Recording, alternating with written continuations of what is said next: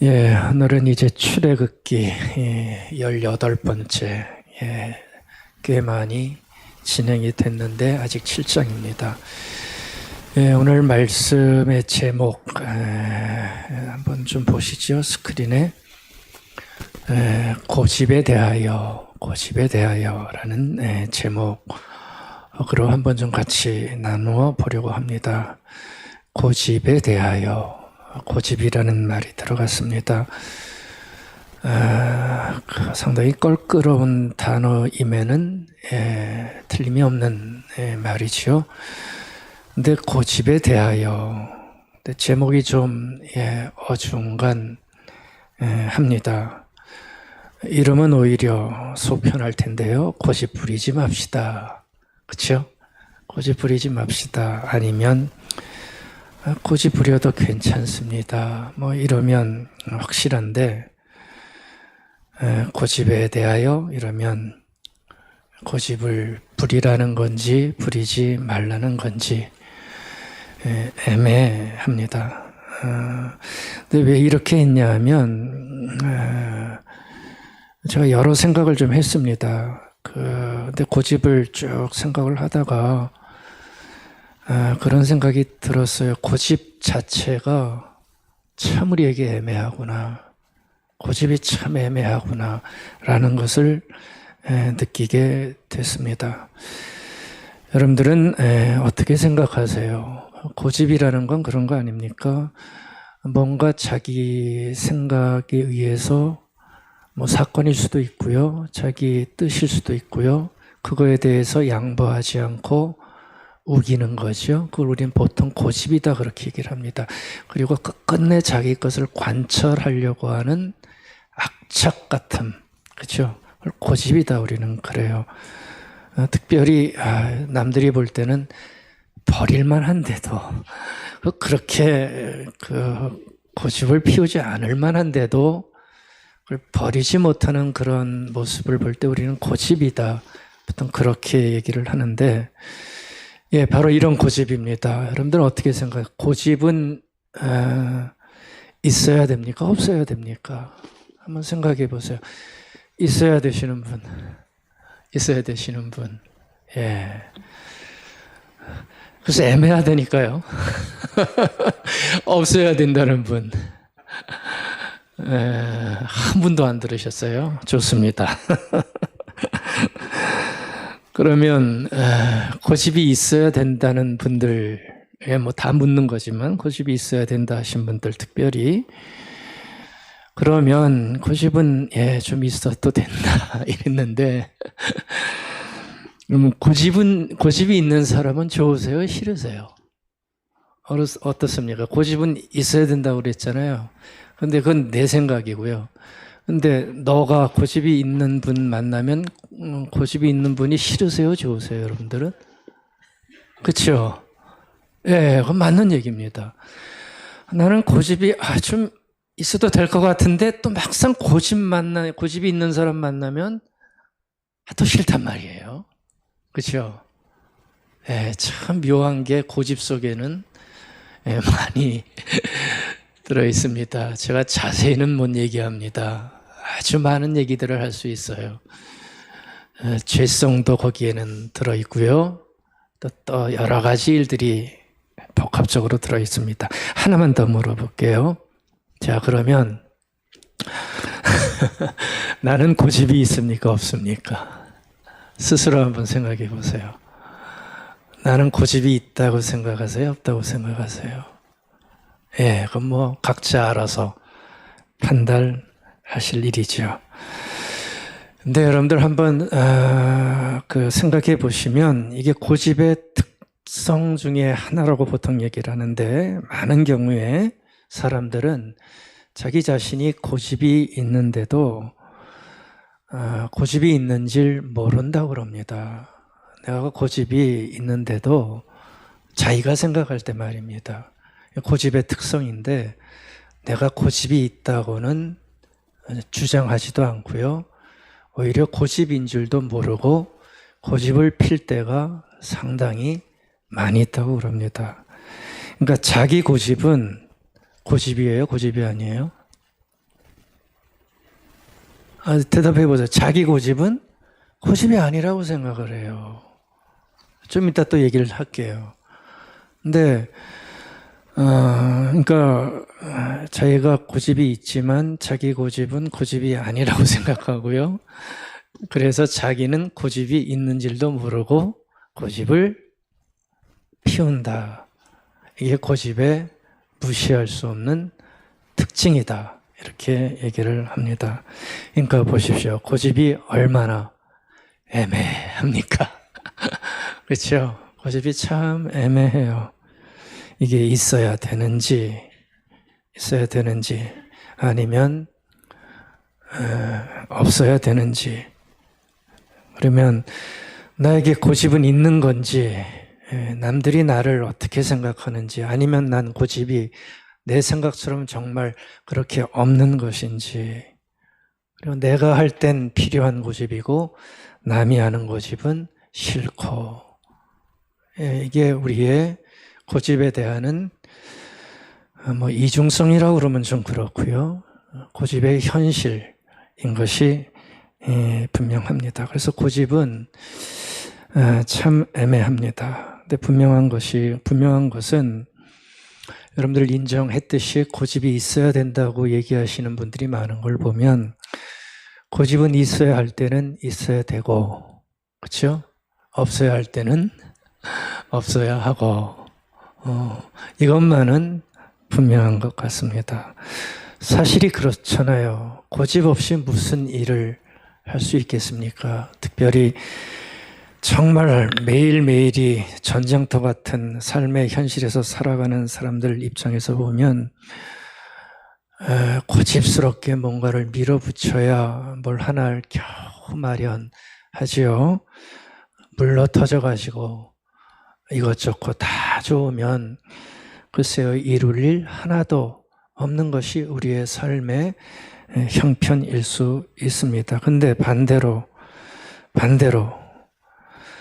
우리의 삶의 상황이 굉장히 많이 변하고 또 시대도 변하고 또 나이도 들어가면서 그러다 보면 내가 품고 있던 가졌던 생각을 때로는 포기하고 버려야 할 때도 분명히 있는데, 그럼에도 불구하고 끝까지 아니요라고 우긴다고 그럴까요? 그러면서 이건 좀 내려놔도 좋을 만한 나의 주장인데, 근데 내려놓지 않게 되시면 흔히 하는 말로 똥꼬집이 돼가지고 저 지독한 사람이야 라는 오명 아닌 오명을 쓸 수도 있고요. 그러면서 고립을 자초할 수도 있는 모습 속에 고집이 들어갈 수가 있습니다. 제가 어떤 분이 우스갯소리로 하는 글을 한 줄 봤어요. 여러분들 한강다리 중에 세 번째로 놓인 다리가 어떤 다리인지 아세요? 이 세 번째부터 한강다리가 계속해서 이제 막 늘어나는 때예요. 그 앞에는 한강 철교밖에 없었는데 이제 초반에 막 다리 시작할 때 요 세 번째 다리부터 한강다리가 막 세워질 그런 첫 번째 다리입니다. 근데 전체 다리 중에서 세 번째 놓인 다리, 네? 예, 한남대교 맞습니다. 그게 압구정동 개발하면서 시청에서부터 쫙 나가는 그 길을 만드느라고 한남대교를 가장 먼저 건설했다고 그래요. 근데 한남대교의 첫 번째 이름이 뭔지 아세요? 그렇죠. 혜은이 씨 예전에 노래 많이 했죠. 제3한강교.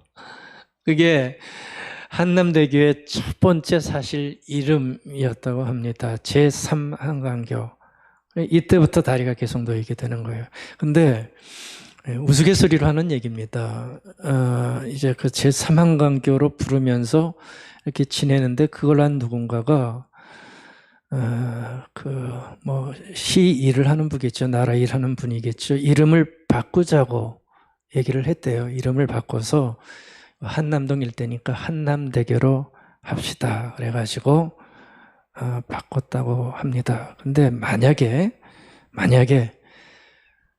잘 부르던 그 다리를 그때 윗선에 누군가가 고집해서 고집입니다. 윗사람들은 고집이 있어요. 저도 그렇고 다 좀 나이 먹으면 다 고집이 있어요. 근데 누군가가 고집해서 아니 제3환경고가 좋지 이걸 다 부르고 있는데 그걸 왜 굳이 바꾸냐고 그러면서 바꾸지 않았다면 지금 어떻게 됐을까를 한번 생각을 해봐라 그런 얘기를 하는 걸 봤어요. 지금 한강다리가 한 31개쯤 된다고 그래요. 그러면 잠실대교가 24번째 아마 건설된 것 같아요. 그러면 잠실대교는 제24 한강교가 됐을 것이고 이렇게 되어지면 가정하는 겁니다. 우스갯소리로. 지금 만약에 집을 친구들에게 알려줄 때 야, 너 우리 집 올 때 제24 한강교 건너서 직진으로 와. 23 말고 25 말고 24 한강교 건너서 직진으로 와서 우회전해서 오면 우리 집이 있을 거야. 하나도 안 웃기세요? 근데 너무나 다행히도 그때 그 사람이 뭘 알아서 그랬는지 모르지만 이름을 바꿔가지고 잠실대교 뭐 이런 식으로 붙여지게 됐다는 겁니다.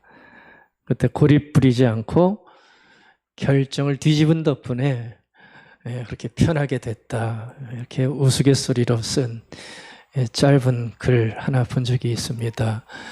여러분들 고집은 부릴 때가 있고 그것을 양보할 때도 있는 것 같아요. 고집은 정말 필요합니다. 필요 없다고 말씀드리는 거 아닙니다. 하지만 현실적으로 그리고 현실적으로 고집 없는 사람은 없습니다. 우리 다 많이 보잖아요. 절대 고집 없는 사람은 없습니다. 아주 조그만 갓난쟁이 꼬맹이서들부터요. 숨 넘어가기 직전에 농인들까지 고집하는 게 왜 이렇게 많아요. 돌아가시 직전까지도 고집 부리시는 게 있더라고요. 고집은 있습니다. 그러니까 관건은 뭐냐 하면 고집이 만약에 있다면 그 고집을 처리하는 우리의 방식을 우리는 조금 더 살펴볼 필요가 있다는 거죠. 여러분들 고집이 나올 때 고집을 어떻게 처리하면 좋을까요? 고집이 나올 때 있잖아요. 다 있지 않으세요? 그게 뭐 좀 이렇게 좀 부끄러운 고집인데도 그게 나올 때가 있어요. 내가 왜 이렇게 있지? 부끄러운 고집이 다 있어요. 우리한테는 말도 그렇고요.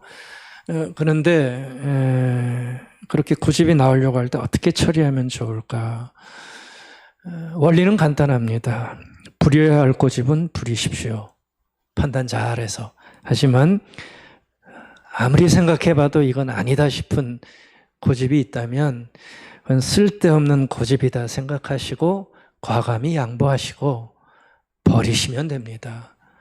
이걸 못하니까 아니 잘 안 하니까 우리가 서로 불편해지게 되는 거죠. 이걸 우리가 하지 못하면 설사 자기의 고집이 정당한 고집 같아도요, 잘못하면 그게 아집이 되고 독선이 돼서 많은 아픔을 우리의 삶에 가져다 주게 됩니다. 그래서 여러분들 고집이 뭔가 나오려고 할 때는 좀 잘 살펴보시기 바랍니다. 뭔가 고집 같은 게 내 안에 올라올 때가 있습니다. 그건 자기가 압니다. 자기 경험으로 알고 그런 게 있습니다. 그런 게 막 이렇게 올라오려고 할 때는 한번 잘 살펴보시기 바랍니다. 이거 정말 고집은 아닌가? 이게 버려도 될 만한 고집은 아닌가?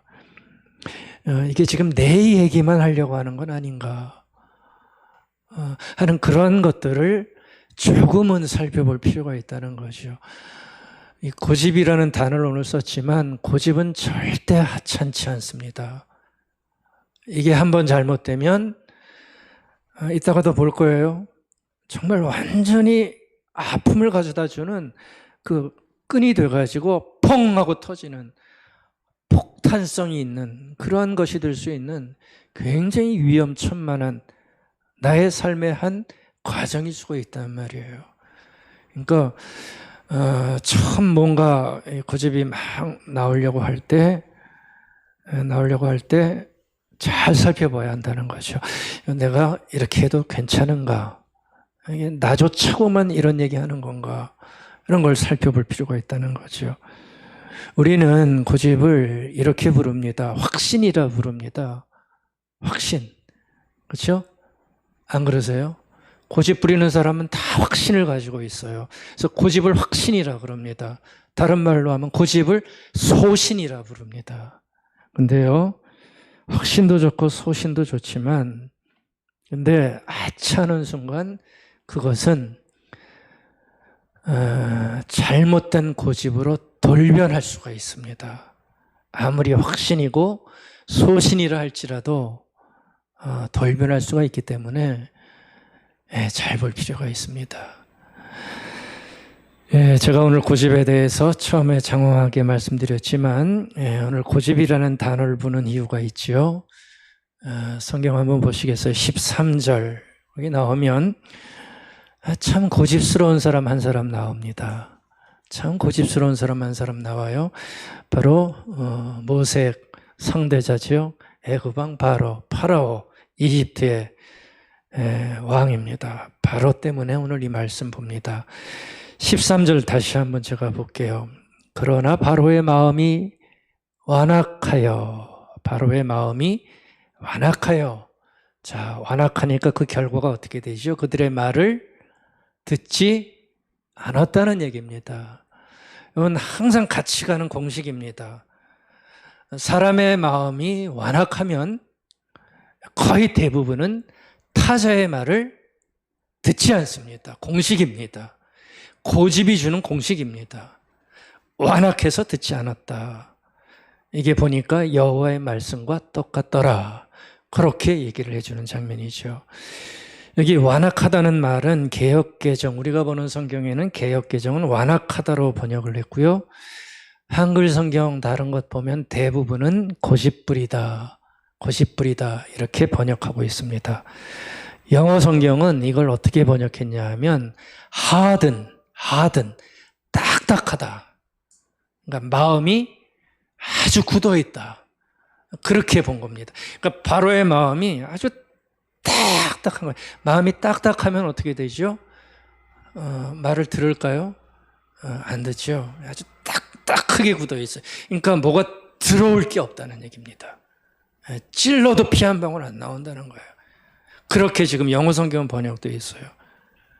제가 볼 때는 우리 개역개정의 번역을 잘한 것 같아요. 바로를 좀 악하게 더 그리기에는 그냥 고집보다는 완악하다. 이게 더 악해 보입니다. 완악하다는 성질이 아주 더럽다는 거예요. 죄송합니다. 사나운 건데 사전은 성질이 더러운 거예요. 그게 완악이에요. 성질이 사나워가지고 자기 뜻을 악착같이 그 성격으로 밀고 가는 거. 그래서 누구도 자기를 꺾지 못하게 만드는, 그게 완악한 거예요. 지금 바로가 그랬다. 지금 굉장히 강한 단어를 쓰고 있는 겁니다. 그러니까 바로가 지금 고집이 세고 완악해서 자신들을 내보내라고 하는, 그렇죠, 그 얘기 있죠. 모세와 아론의 말을 지금 듣지 않고 있다는 것을 거기서 밝혀주고 있는 장면입니다. 여러분들, 오늘 우리가 읽은 이 8절부터 13절은 예고편입니다. 무슨 예고편이냐 하면 그 뒤에부터 첫 번째 재앙이 시작되죠. 그러니까 이 부분은 앞으로 일어날 10가지 재앙의 전초전, 예고편으로 보여주는 재앙의 성격을 띤 그런 본문입니다. 여러분들 이제 보시면 알겠지만 10번의 재앙이 일어나는데 10번의 재앙이 오늘 본 요 8절부터 13절까지의 패턴을 그대로 따라갑니다. 예고편이죠. 똑같은 패턴으로 10번의 재앙이 벌어지고 있어요. 물론 사소한 거 몇 가지 차이는 있지만 거의 똑같은 패턴입니다. 어떤 패턴이냐면 모세와 아론이 바로에게 갑니다. 지금까지는 그 앞에 가기를 너무너무 힘들어했죠. 이제부터는 막 갑니다. 모세와 아론이 바로에게 갑니다. 그럼 바로에게 가면 바로가 그들을 보면서 요청을 합니다. 니들이 하나님의 말씀을 전한다고, 하나님이라고, 여호와라고, 그러면 기적을 보여줘 봐. 기적을 요구를 해요. 증명해 보라는 거죠. 요즘 사람들도 많이 하는 얘기예요. 하나님 증명해봐. 기적 보여줘봐. 내가 믿을게. 이런 얘기나 똑같은 논리입니다. 바로가 그런 얘기를 합니다. 그러면 모세와 아론이 기적을 어떻게 하죠? 어떻게 합니까? 보여줘요. 기적을 보여주면 바로가 순순히 물러나지 않죠. 바로 옆에 있던 수많은 마술사, 요술자들이 날아와가지고 똑같은 기적을 복제합니다. 따라서 기적을 보여줍니다. 그러면 모세와 아론이 그들의 기적을 어떻게 하죠? 제압해버리죠. 제압해버리고, 그렇다고 해서 바로가 무너지냐? 아닙니다. 계속해서 바로는 완악해가지고 고집을 부리게 됩니다. 그러다가 바로가 어떻게 되죠? 완전히 망하게 되는 거예요. 바로 요 패턴입니다. 그 요 패턴이 지금 오늘 본 본문에 그대로 일어나고요. 앞으로 볼 10가지 재앙의 모습 그대로를 사실은 보여주고 있는 모습입니다. 여러분들 오늘 본문에 보시면 모세와 바로가 만나죠. 몇 번째 만남입니까? 많이 만난 것 같지만 두 번째 만남입니다. 계속해서 바로 한 번 만나고 못 갔잖아요. 막 서로 막 싸우고 막 이러면서 못 갔어요. 근데 두 번째 만남인데 첫 번째 만남에서 모세는 굉장히 의기소침해지죠. 바로를 만나고 와서 바로한테 한 대 얻어맞더니 굉장히 의기소침해졌어요. 바로 만나러 가지도 못하고, 나 뭐 못하겠다고 이러고, 뭐 백성들은 막 죽이라고 그러고 욕하고 뭐 막 이런 상태예요. 완전히 다 갈라진 상태예요. 근데 바로는 모세를 첫 번째 만나고 아주 의기양양하게 되죠. 아주 의기양양한 상태예요. 9절에 보시면 바로의 의기양양함을 엿볼 수 있습니다. 9절에 보면 그런 얘기 나와요. 야훼 너희들의 신이 보냈다면 이적을 한번 보여봐라. 이적을 보여봐라. 영어 성경에 보면 입증해 보라는 거예요. 기적을 만들어 가지고 여호와가 있다는 것을 한번 스스로 입증시켜봐라. 입증시켜봐라. Prove yourselves. 너희 스스로 입증시켜봐라. 이 얘기를 그러니까 지금 바로는 자신이 있어요. 지금 자신이 있어요. 아주 의기양양해 있어요. 바로 이처럼 아주 자신이 있는데 뭐 이때까지만 해도 바로는 자신만만한 거죠. 사실 바로가 쫄 이유는 없습니다. 아무리 살펴봐도 바로가 모세와 아론한테 기죽을 이유는 하나도 없습니다. 왜 그렇습니까? 왜 그렇습니까? 바로가 부족한 게 뭐가 있어요? 어마어마한 이집트의 군대. 보통 군대가 아니잖아요. 그거 여러분들 지금도 이집트에 안 가봐서 모르지만 어마어마한 그 뭐예요? 그 무덤 같은 것들. 다 그 시절에 지은 것들이에요. 다 그 시절에 지었던 것들이에요. 굉장한 세력입니다. 어마어마한 군사력에, 어마어마한 돈에, 거기다 권세까지, 권위까지 갇혀 있어요. 왜요? 바로는 태양신의 아들이란 말이에요. 어느 누구도 거역할 수 없는 절대 권력자입니다. 그러니까 고집이라는 단어를 성경은 쓰고 있지만 뭐 이 정도 되면 고집 안 가질 사람이 몇이나 될까요? 그렇죠? 사람은 돈 있고 권력 있고 권세 있으면 가지지 말라고 해도 생기는 게 뭐라고요? 두자. 고집이더라. 고집이에요. 이거는 가지지 말라고 해도 생겨요. 견고하게 굳어져 있어요. 그래서 자기 뜻대로 안 하면 화가 나는 거예요. 그게 고집이에요. 힘을 가진 자의 저절로 나오는 모습이란 말이에요. 그렇죠? 고집이란 말이에요. 이 정도 되는데 고집 안 가질 수가 있겠습니까? 바로가. 그렇죠? 보통 사람도, 저 같은 보통 사람도 고집이 센데, 그렇죠? 이 정도 되면 정말 셀 수밖에 없어요. 여러분들 고집은 참 세요. 제가 아까 보통 문제가 아니라고 그랬죠. 근데 이거는 어떻게든지 해결 봐야 돼요. 조금이라도 해결 봐야 돼요. 특별히 우리 그리스도인들은. 그래서 바로의 고집을 보면서 고집을 생각해 보는 겁니다. 여러분들 고집은 왜 생길까요? 고집은 왜 생길까요? 고집은 어떤 경로로 올까요? 그냥 있으면 생기나요? 그냥 있으면 생길 수도 있죠. 환경에 따라서 고집은 많이 틀려집니다. 그러나 그런 거 다 떠나서 고집은 어떤 경로를 통해서 올까요? 일반적으로 얘기하는 고집의 경로를 보면 고집은 자만에서부터 생긴다고 그래요. 자만이 뭐냐면 자기를 높이는 거예요. 니들 다 소용없어. 내가 옳아. 독선, 자기 옳음. 이거 얼마든지 가질 수 있습니다, 우리는. 이거는 돈도 없고 뭐 세력도 없어도 가질 수 있는 거예요. 근데 고집이 오는 루트를 얘기할 때 사람들은 보통 이거를 빼놓지 않아요. 자만과 독선이 있으면 고집은 생기더라. 저는 맞다고 봅니다. 또 하나 중요한 게 편견이더라고요. 어떤 거에 대한 편견이 생기면 편견은 고집을 만들어내는 굉장히 중요한 토양이에요. 편견은 이퀄 고집을 만들어내요.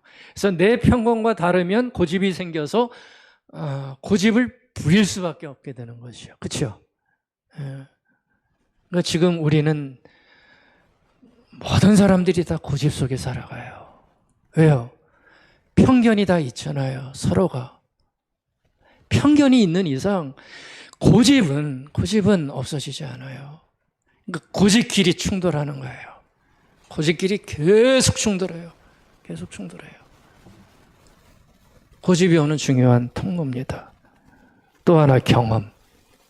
이것도 무시 못할 고집의 중요한 씨앗이죠.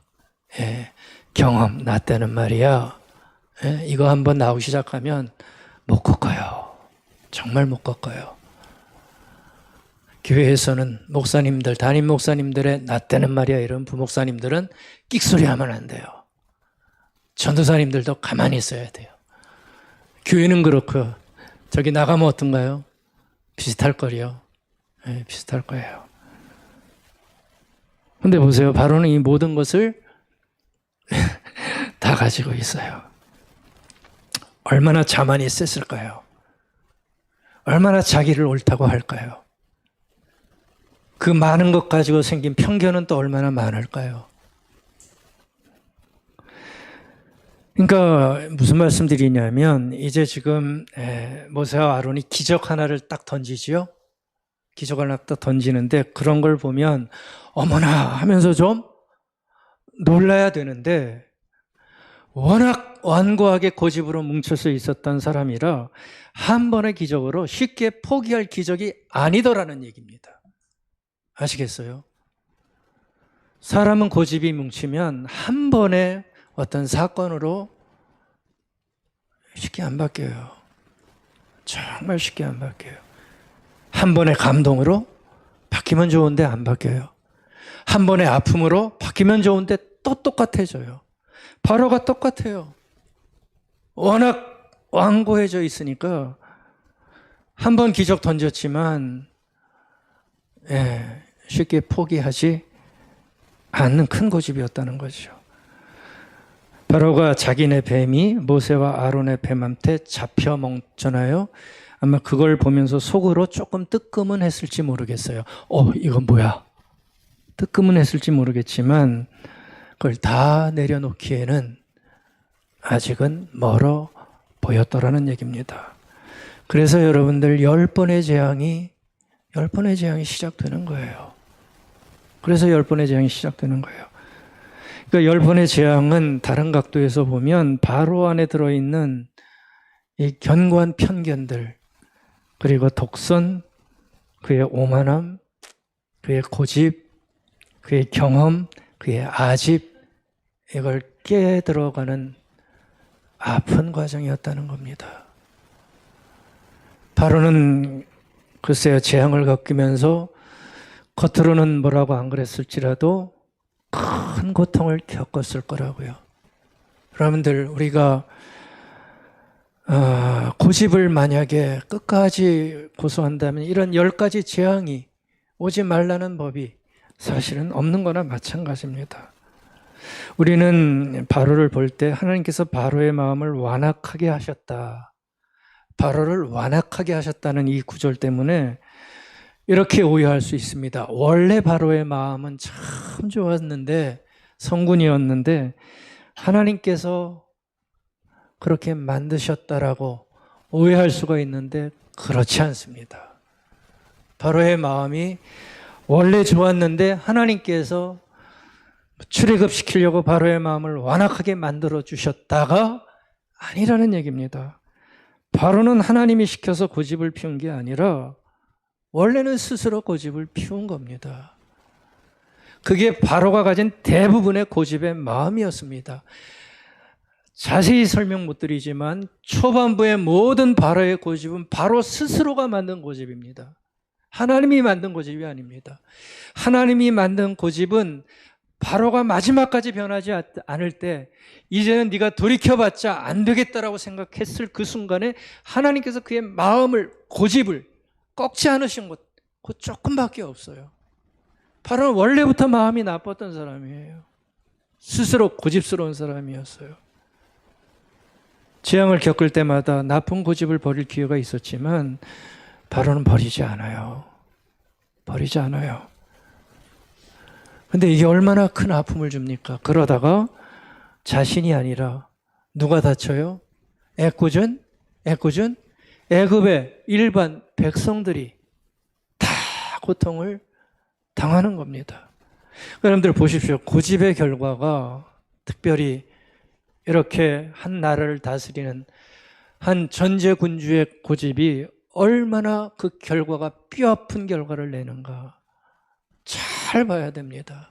한 사람의 고집의 결과가 때문에 나라 전체가 다 망가져요. 한 사람 때문에, 한 사람의 고집 때문에 나라 전체가 다 망가져요.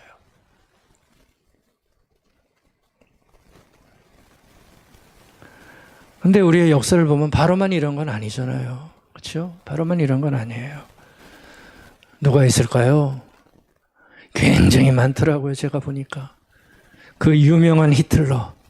그렇죠? 얼마나 그 마음속에 고집과 완악함이 있었어요. 유대인들을 향한. 그걸 이용해가지고 얼마나 많은 사람들이 죽여나갑니까? 유대인뿐만 아니라 유럽 전체를 고통 속에 빠뜨려요. 스탈린, 그렇죠? 스탈린, 모택동 다 삐까삐까한 사람들이에요. 몇 백만이 아니라 몇 천만을 죽인 사람들입니다. 이걸 뭐로 어떻게 할 거예요? 이런 재미나는 얘기도 우리 속담이라고 그러나요? 대원군이 있잖아요. 대원군이 고집 피우잖아요. 나라 문 열면 안 된다고 세국정책 썼죠.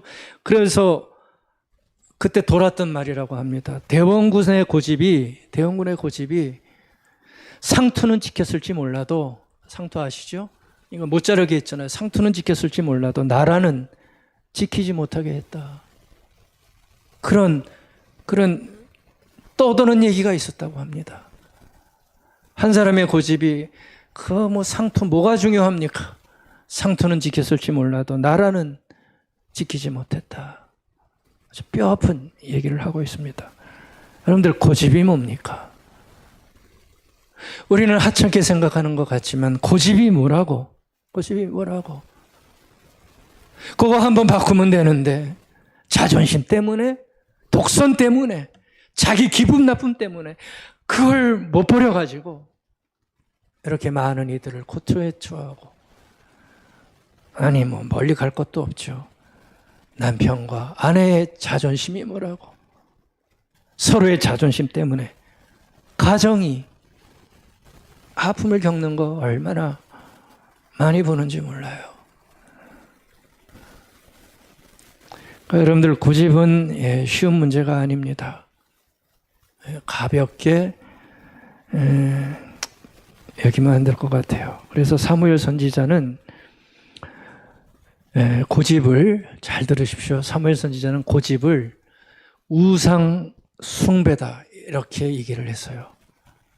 아십니까? 고집을 사무엘 선지자는 우상 숭배로 여길 정도로 아주 심각하게 봤어요. 사무엘상 15장 23절입니다. 이게 무슨 구절이냐면 사무엘 선지자가 사울왕이 아말렉과 전쟁을 합니다. 그때 지시를 내린 게 있어요. 근데 사울이 지시한 대로 하지 않고 지 멋대로 전쟁을 수행해요. 그러면서 그걸 보고 사무엘 선지자가 사울을 향해 한마디 합니다. 그 말 중에 기억나는 말이 순종이 제사보다 낫다. 15장 22절에서 그 얘기예요. 당신이 아무리 전쟁터 가서 승리하고 자기 뜻대로 고집대로 했어도 순종하는 게 더 낫다. 그 얘기하고요. 그 다음에 나온 얘기가 23절입니다. 제가 한번 읽어드릴게요. 사무엘이 나무랐다.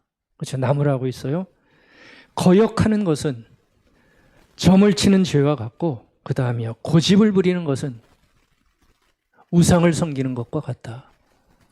그러니까 사무엘 선지자의 눈에는 사울이 고집을 피우는 게 그냥 단순한 고집이 아니라 자기를 절대시하는 우상 숭배와 같은 죄를 짓고 있는 거다. 그래서 고집은 우상 숭배와 똑같다.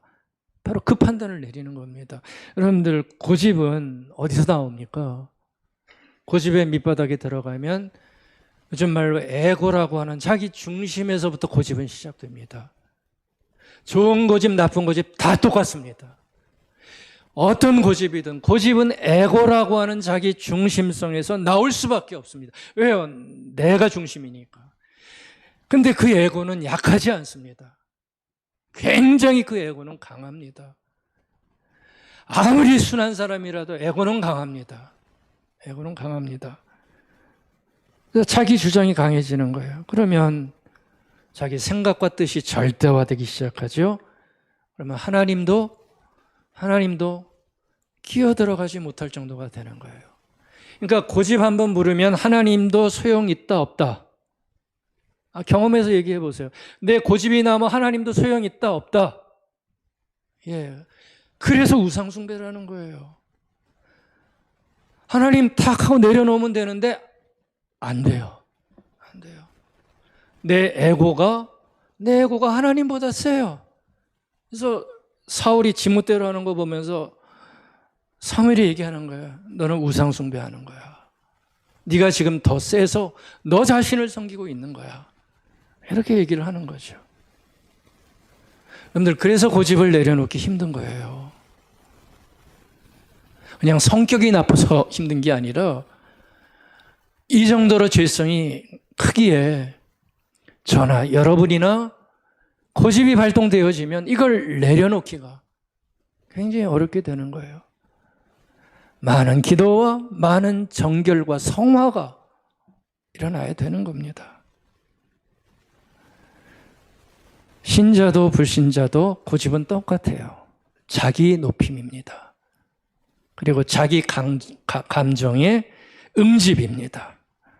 자기 감정으로 콱 둘러싸여 있어요.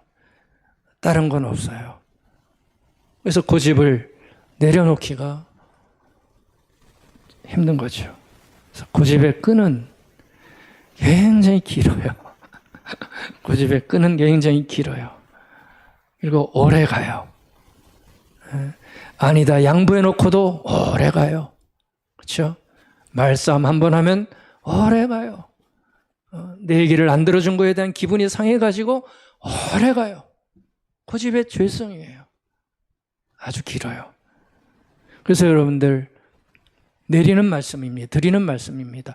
피할 수 있는 고집은 피해야 하는 게 맞다.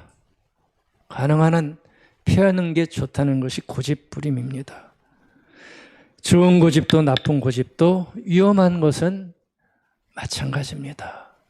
다시 말씀드립니다. 좋은 고집도 나쁜 고집도 위험한 것은 마찬가지입니다. 왜냐하면 변하는 세상에서 안전한 고집은 별로 없어요. 많이 바뀝니다. 그러니까 어떤 고집도 하나님보다 앞서게 되면 우상이 돼서 치고 들어와요. 그렇죠? 우상이 돼서 치고 들어와요. 그래서 바로의 고집을 우리가 지금 보고 있지만 이 바로의 고집은 기억하십시다. 얼마든지 내 고집으로 바뀌어질 수 있어요. 그러니까 바로의 고집은 남의 고집이 아니라 내 고집도 얼마든지 될 수 있다는 걸로 이 말씀을 좀 보시면 좋겠습니다. 바로의 고집이 뭐였죠? 정리해 드리겠습니다. 첫 번째입니다. 바로의 고집은 자만과 오만이에요. 자만과 오만이에요. 무슨 자만과 오만입니까? 나보다 못한 너희들의 신. 그렇죠? 바로에게는 그게 아주 가득했어요. 나보다 못한 너희들의 신과 너희 노예들의 요구를 내가 들어줄 수가 있겠느냐 하는 자만, 오만. 이게 바로를 고집스럽게 만들어요. 예, 분명한 고집의 모습입니다. 이러면 고집부려요, 우리는.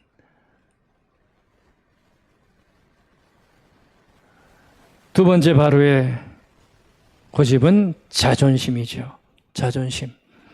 무시 못할 고집입니다.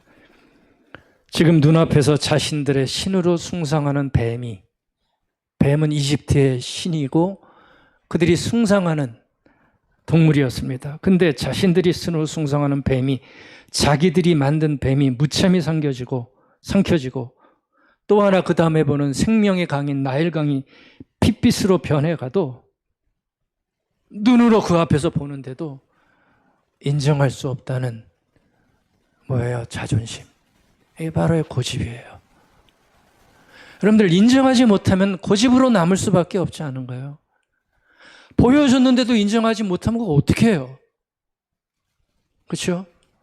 고집으로 남게 되는 거예요. 그게 바로의 고집이에요. 세 번째, 굳어버린 바로의 마음.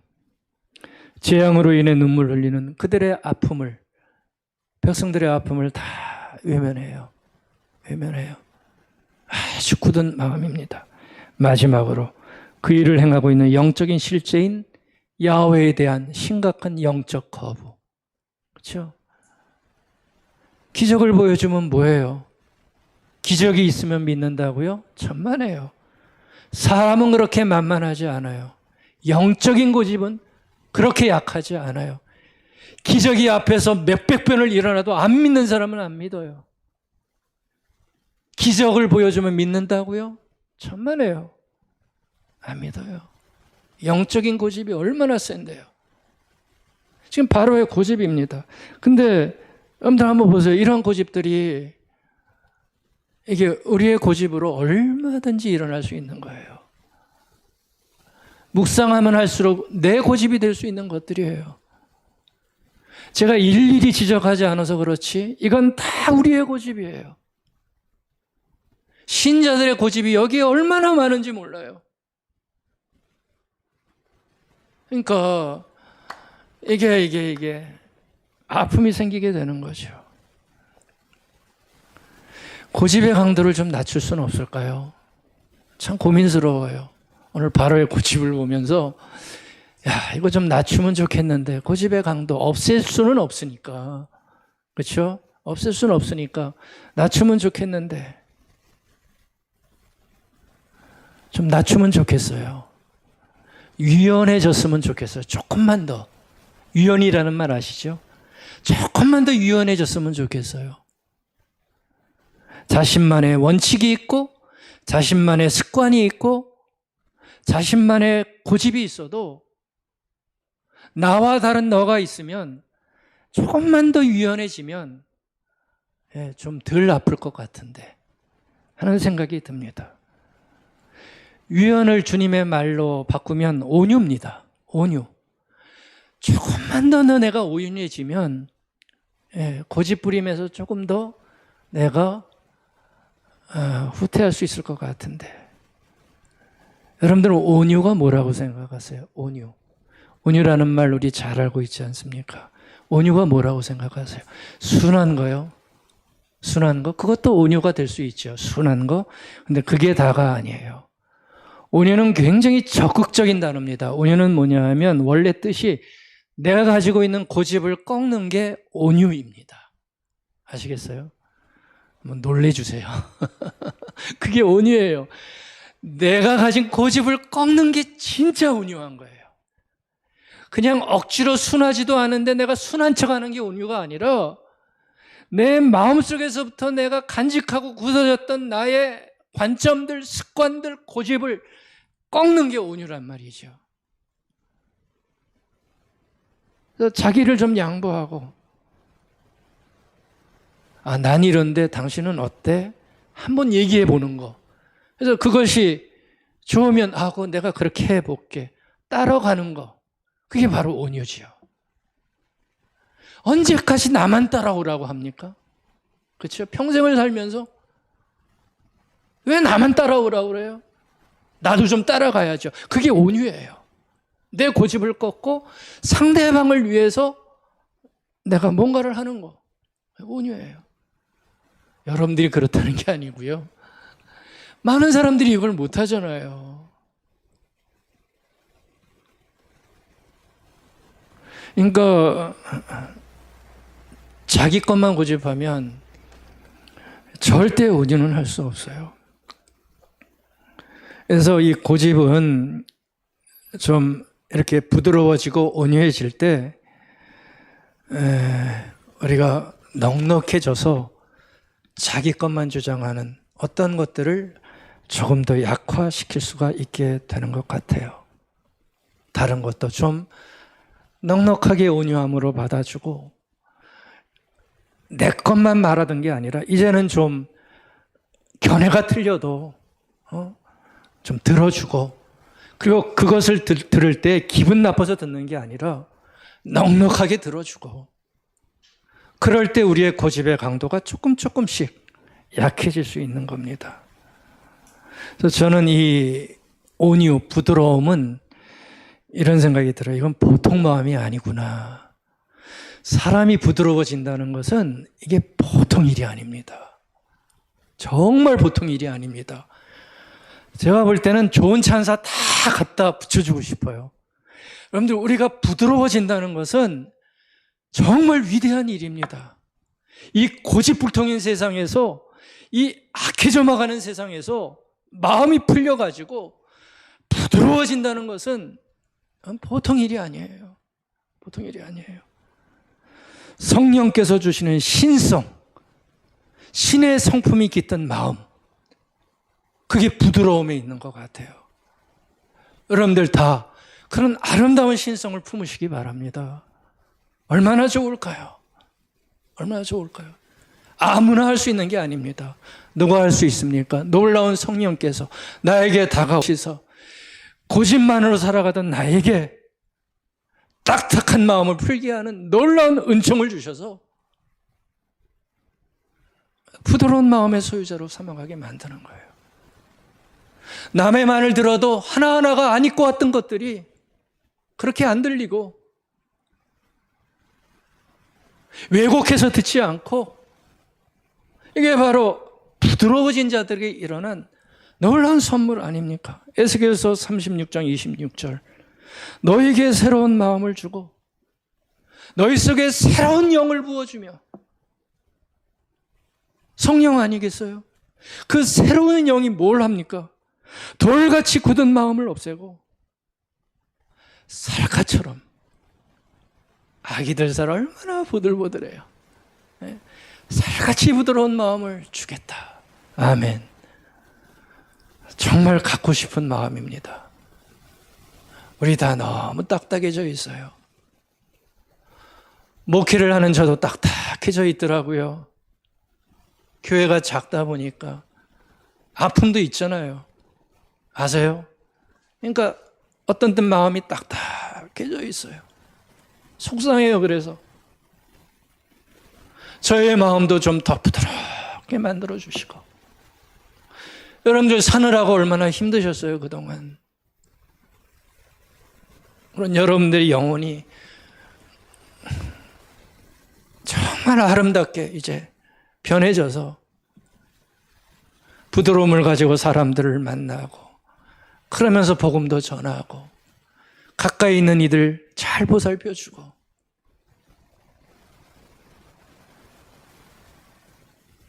우리 모두의 마음이 됐으면 좋겠어요. 고집으로 인한 불화, 고집으로 인한 긴장, 그렇죠? 다시 말씀드립니다.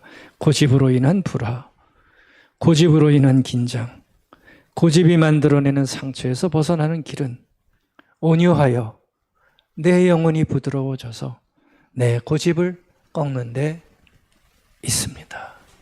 바로 거기에서 우리의 고집은 조금씩 성화되어지는 아름다운 모습을 가지게 될 거예요. 예, 시간이 많이 갔습니다. 이것만 말씀드릴게요. 처음 시작할 때 제가 고집의 애매함에 대해서 말씀드렸죠. 예, 우리는 고집을 부리면서도 여태까지 고집인 줄도 모르는 게 우리의 고집의 모습이었을 수도 있습니다. 그래서 잘 살펴봐야 됩니다. 저는 우리가 고집의 기준을 좀 가졌으면 좋겠어요. 고집의 기준. 그래서 그냥 나도 모르게 고집을 부린다 이런 얘기 하지 말고요. 이 기준 딱 가지고 점검을 하면서 자기의 고집을 발견해 나갔으면 좋겠다는 거예요. 저는 고집의 기준을 얘기를 할 때 많은 거 얘기할 수 있지만 한 단어로 좀 줄여봤습니다. joy, 영어 단어로 기쁨이라는 단어죠. 저기에서 고집의 기준 3가지를 제가 생각해 봐서 첫 번째 기준 뭐냐 하면 첫 글자 J예요. 지저스죠. 예수님, 나의 주, 나의 하나님.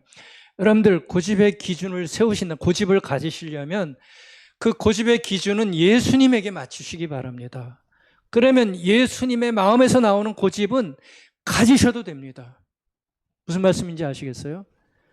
예수님의 마음과 일치하는 고집은 내가 고집을 부려도 돼요. 저는 그렇다고 믿어요. 근데 그런 고집은 너무나 좋은 고집입니다. 예수님의 마음이 뭡니까? 사랑 아닙니까? 사랑에 대해서 고집을 부려보십시오. 연민에 대해서 고집을 부려보십시오. 용서도 고집을 부려보십시오. 다른 거 고집 전에. 그러니까 내가 고집을 이렇게 부리려고 할 때, 고집이 나오려고 그럴 때 1번이 뭐였지? 예수님의 마음과 일치하는 거였지. 사랑이 없네, 연민이 없네, 용서가 없네, 인내가 없네. 그러면 고집 부리지 마십시오. 기준이에요, 기준. 두 번째가 아더죠, 아덜. joy, 아덜. 너, 상대방. 만약 고집을 부릴 때 판단해 보세요. 이게 나 좋은 건가, 너 좋은 건가. 그래서 나만 좋고 너가 나쁘면 고집 부리지 마세요. 내려놓으세요, 그냥. 그게 제일 좋은 방법이에요. 될지 안 될지는 잘 모르겠어요. 근데 원칙이에요. 그 기준을 포기하지 맙시다. 내가 아니고 너예요, 너. 내가 고집 피우고 싶지만 너가 불편해하고 싫으면 고집 피지 마세요. 내려놓으세요. 많이 좋아져요.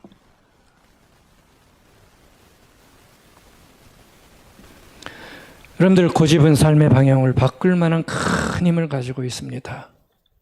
정말 큰 힘입니다. 지금도 고집으로 인해서 우리는 아직도 상처에서 벗어나지 못하는 것들이 있습니다. 여러분들에게도 있고 사람들에게도 아직 있습니다. 여러분들 끼고 가지 마십시다. 버리실 고집은 버리시고 용서할 고집은 용서하셔서 앞으로 남은 인생을 복되게, 유연하게, 부드러운 마음을 가진 자로 살아가는 은총이 꼭 있기를 부탁드리겠습니다. 아멘.